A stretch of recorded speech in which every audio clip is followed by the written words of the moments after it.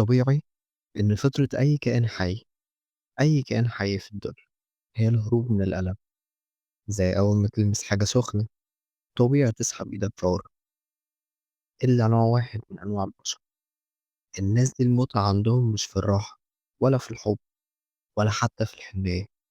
المتعة عندهم بتبدأ لما الوجع يبدأ، سواء كان وجع في جسمهم أو وجع في مشاعرهم.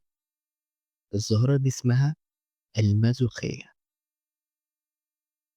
ليه ممكن حد يدمن الوجع؟ وهل أنت ممكن تكون مازوخي وأنت مش عارف؟ تعالوا نشوف مع بعض. نرجع لأصل الحكاية.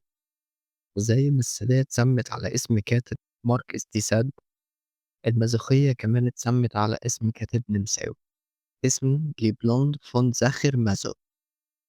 الراجل ده كان بيكتب روايات أبطالها بيستمتعوا بإنهم يكونوا خاضعين، مذلولين، مجوعين في علاقاتهم اللي اعتبرناهم أبطال يعني. هو كان شايف إن الخضوع هو قمة المتعة، ومن هنا جه اسم المازوخية.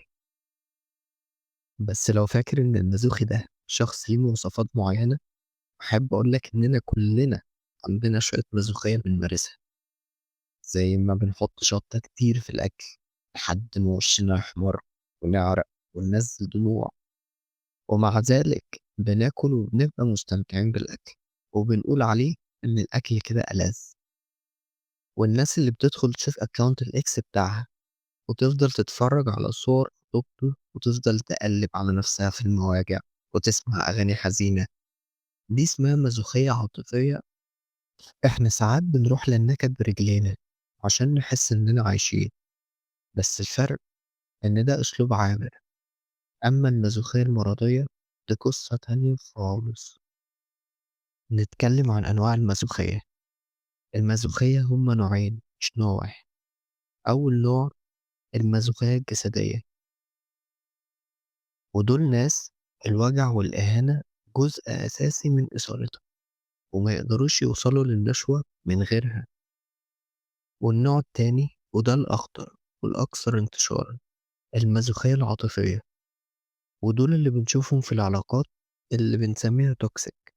شخص بيحب اللي بيهينه ويتمسك باللي بيوجعه وبيهرب من الشخص الطيب اللي بنقول عليه ممل عشان يجري ورا الشخص المؤذي. طيب هو ده جنان؟ في الطب النفسي لو الموضوع وصل لمرحلة إنه بيأذي حياتك وكرامتك وجسمك بيتشخص كاضطراب sexual masochism disorder. الأسباب دي غالبا بتبدأ من الطفولة. ممكن طفل اتعود إن الاهتمام ما بيجيش غير لما بينضرب أو يتعاقب، فكبر وهو رابط ما بين الحب والألم. أو شخص حاسس بذنب جواه فبيشوف إن الألم ده نوع من التطهير أو العقاب المستحق. طب هي المازوخية هي ال BDSM؟ لازم نوضح الفرق عشان ما نظلمش حد.